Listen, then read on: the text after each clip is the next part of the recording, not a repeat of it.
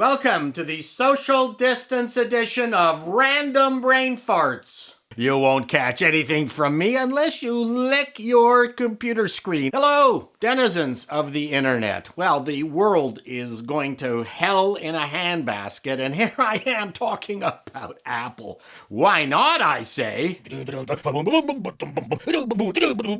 Apple has updated its dismal failure, the HomePod speakers. Now, don't get butthurt, all you HomePod owners. Not with better speakers or, heavens, a Bluetooth connection, but with tvOS.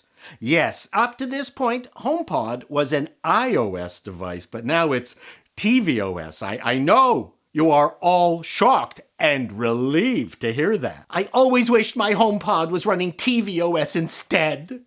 We now have 4 variants of iOS, which includes iOS for iPhone, Watch OS for the Watch, iPad OS, and tvOS for Apple TV, and now HomePod. This was a very clever move by Apple because the Apple faithful, will just follow Apple and will watch Apple's TV Plus shows on HomePod without realizing that they can't see any video. Genius! TV without pictures. Oh, I know what you're yelling at your smartphones as you're watching this video while sitting on the crapper. That's just radio, Peter Paul. No, it's Apple's greatest innovation.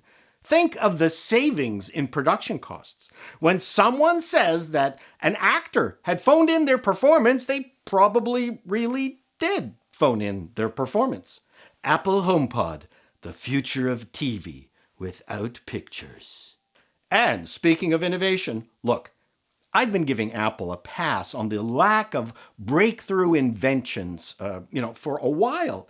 My excuse for them has been that we are living in a new age where merely keeping people connected to FaceTime and the interconnected Apple ecosystem is a bloody hard magic trick to pull off and requires a ton more resources than, let's say, creating OS 8 did back in 1997. Add to that the increased expectation that you will have a secure computing experience.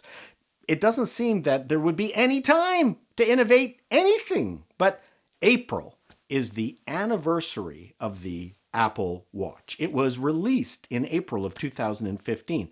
I would argue that that was Apple's last example of hardware innovation. It might be unfair to insinuate that a groundbreaking product has to be physical, but that's my expectation. The Apple II, the Macintosh, LaserWriter, Newton, yes, I'm including the Newton, MacBook, iMac, iPod, iPhone, iPad, Apple Watch. My God, what a legendary cornucopia of groundbreaking products. What have we gotten since? HomePod? The too late, too expensive, too not Bluetoothy speaker? Look, I'm as happy as anyone that Apple has once again got something that resembles a coherent Mac lineup up and running. Apple has not been sitting on their hands when it comes to the iPad Pro or Apple Watch. No give up there. But where is the auto porcupine quill shucker? Yeah, no, that would be innovative. Yeah, damn it, Apple, where's your new shit? And in almost every case, there was a pattern. Remember? You knew it was going to be a game changer because upon introduction, it was mercilessly ridiculed by everyone, including the press. And then it changed the world. Remember the iPod? Too expensive. Is that 1,000 songs in your pants? Or are you just happy to see me? Multicolored Macs? iMacs? Who's gonna buy that? What? A $5,000 laser printer with some PostScript language thingy that no one else is using? Well, that's stupid. No real keyboard on the iPhone. Are you nuts? My friend Steve Ballmer said it was going to be a complete failure. Oh, look at the iPad. Sounds like a feminine hygiene product. Loser. The tech press proclaimed all these things non-starters. Maybe Apple has lots of these kinds of products in development, but they don't have anyone like Steve Jobs to push them over the goal line. Management at Apple might be too scared. But I'm done giving Apple the benefit of the doubt. It's been 5 years. I need my hit, man.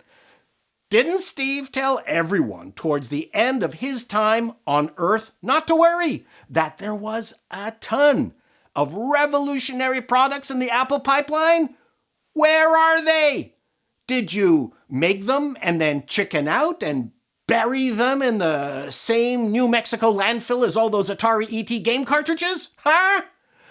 But maybe I'm being too hard on Apple, because this week, Apple introduced the Mac Pro wheel upgrade for $700, the kit for $700. Maybe not up there with the original iMac as far as innovation is concerned, but certainly right up there with the $1,000 monitor stand. $700. I can get 4 new tires for my lime green Toyota IM hatch for less money and with the rims. The Mac Pro wheels require a professional to install them. The penalty for not buying them when you first bought your Mac Pro. But here's the thing. The fentanyl-addicted Mac Pro design team didn't include a brake mechanism. So let me do a quick rundown of just what kind of laughable, senseless mess the Mac Pro case continues to be. Here's a scenario. The case is very big and heavy, so naturally, you figure it would be way better to have it under your desk. But hey, you can't lift the case cover off while the computer is under your desk. I mean, it hits the bottom of the desk. You figure wheels would be great because the hapless case design forces you to unplug all your connections anyway, but it has no brakes. So if you have a smooth tiled or wooden floor, then that thing will be moving about, pulling on all those thunderbolt cables like a kite flailing in the wind. And when you do take the case off, you'll notice all the dust on your expensive components because Apple didn't design it with filters. So then you go, damn, the floor is the worst place for this computer. I don't need the wheels. I'm going to put it on my desk. Great. Except the extra USB-C connections are on the top of this Tower of Babylon and not at the front where they might be handy. There is no winning with this pathetic, woefully tragic case design. I hope this is the last I will have to comment on this abomination. It hurts my brain. One final observation from this whole COVID madness. It has been well documented that this has accelerated the adoption of remote work and with that, conference calls with Skype, GoToMeeting, and of course, Zoom. The one cool thing about meeting with so many clients like I do this way is that I can now see how they've decorated their houses and just how expensive things are. Sort of like when I used to go trick-or-treating with my kids, and it was a great opportunity to look inside our neighbors' houses to see if they'd redone their kitchens. That's it for another RBF, denizens. What is it, Wancho? Oh, you're still using your Newton. Wow. Cool. Yeah, I loved my Newton. Can I have yours?